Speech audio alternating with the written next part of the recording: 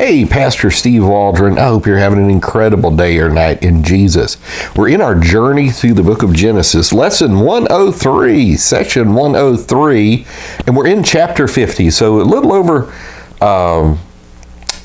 2 sessions per chapter. And what has just happened here in Genesis 50, verse 2 is where we're at in the previous chapter. Jacob is blessing his children, showing them what's going to happen in the last days. Pretty fascinating. Went tribe by tribe through that. And then right after that, he puts his feet into his bed and dies. And so this is Joseph's reaction.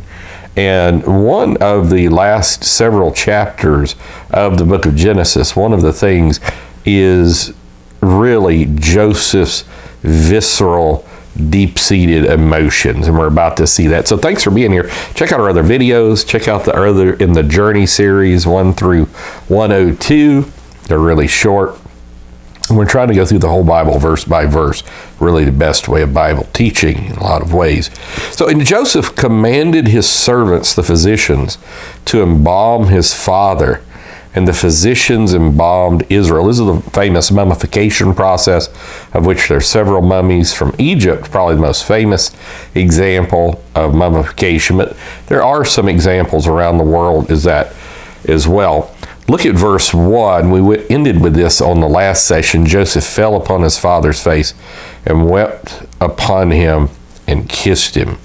And so, all right, here is Israel. The physicians embalmed Israel, not Jacob. And so, is there any type of typology there? Is there something? It seems like the text is begging that, but I would hate to go into supposition when there's nothing really definitive in the text. So, this is just kind of normal practice in those days, mortuary practice. Verse 3, we're going to look as well at the different mourning practices and what we can learn from that. So verse 3, and 40 days were fulfilled for him, for so are fulfilled the days of those which are embalmed. And the Egyptians mourned for him 70 days.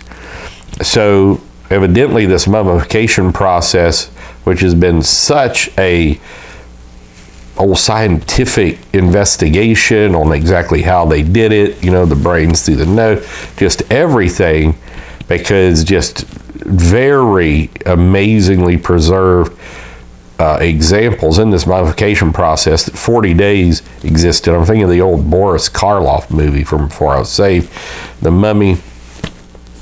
And then they mourned for him for 70 days. And so I've often said, biblically, especially the book of Genesis, shows us very long mourning periods that I'm not sure we here in the United States, and maybe it's because of the newness of our country, the almost lack of familial ties in so many different instances, that we do not take the time to mourn. And we see this. People are like, well, that's the Old Testament, even though it says he was gathered unto his people.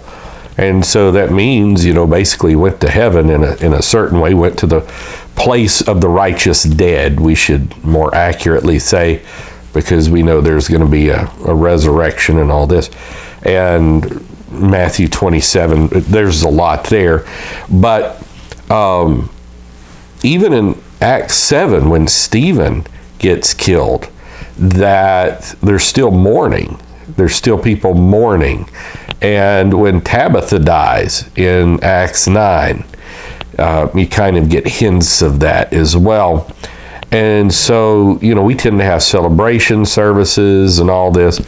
And that's okay. There's just not a lot in Scripture that are pushing that. Even in the Psalm, blessed in the sight of the Lord is the death of his saints, the sight of the Lord. So they mourned. And this is the Egyptians, which is so amazing.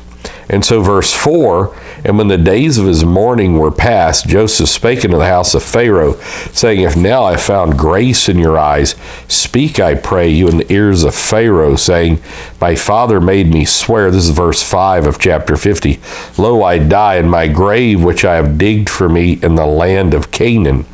There shalt thou bury me. Now therefore let me go up, I pray thee, and bury my father, and I will come again. So he's using Egyptian intermediaries. Go talk to Pharaoh for this.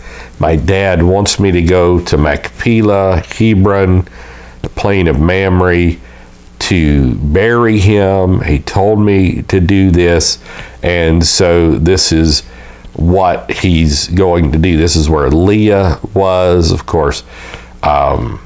His second wife, yeah, I guess you call that Rachel, is near Bethlehem. And notice bury. And this is the reason in Christian countries we have tended to bury people, because that's the biblical practice going from Abraham forward. Even Jesus was buried, and it was pagans who burnt because they did not see the image of God, various things. And so it's a very biblical thing. So Harry Ironside has a great little booklet on that, about burying and cremation. I've done a video or two on that over the years.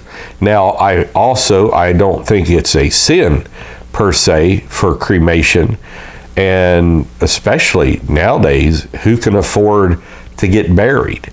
Only people that have quite a bit of means, and even cremation has skyrocketed exponentially. And so if you don't want to be a burden on your family, if you love your family, you should begin to make plans. And I know the unexpected happens, and I know that everybody's not in an ideal situation, and it takes every dime to live. But if it is possible to make plans for burial, and you just really need to do that. Most funeral homes, if you go to them, they will actually have a little deal. You give them a little bit of money a month, and then you get your burial plot, your funeral's done, your casket's done, on and so forth. But again, of course, people have been burned at the stake, people have been exploded in bombs, all kinds of things, and they're going to be resurrected. So obviously it's not going to be an impossibility for people who's even had their ashes scattered in the sea, or maybe their ship blew up or something, for them to be resurrected. It's going to happen. So God's able to do it. I'm just saying the biblical example is burial. I know some countries, land is at a premium, it's very difficult. Flood, perking, and all this, there's a lot of factors. Notice Joseph assures Pharaoh he's coming again. And Pharaoh, verse 6, said, Go up and bury thy father according as he made thee swear. So this Pharaoh, whoever it is, many people have tried to kind of guesstimate who the various pharaohs of Genesis and Exodus were. And that's a fascinating study. I did some of that on our Biblical Archaeology Today with Steve Waldron podcast. Went into that if you want to check that out. But it's just interesting. But they all seem to be fairly nice. I say all. I mean, maybe the Pharaoh that dealt with Abraham and Sarah, you could debate that. But at least this Pharaoh seemed to be fairly nice. But eventually, of course, when you get into Exodus, there's going to come a Pharaoh or a couple of Pharaohs maybe that were not so nice, that were not good. And the Tel El Marna letters are so fascinating in this regard. So verse 7, And Joseph went up to bury his father, and with him went up all the servants of Pharaoh, the elders of his house, and all the elders of the land of Egypt.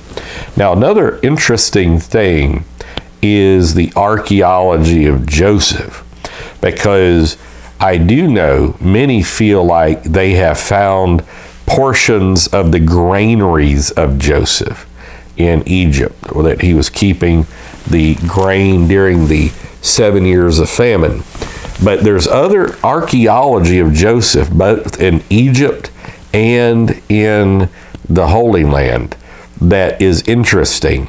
But in my study of archaeology has not quite made it into the mainstream, but very well could be true. Just like Israel in Egypt during the time and just before the Exodus.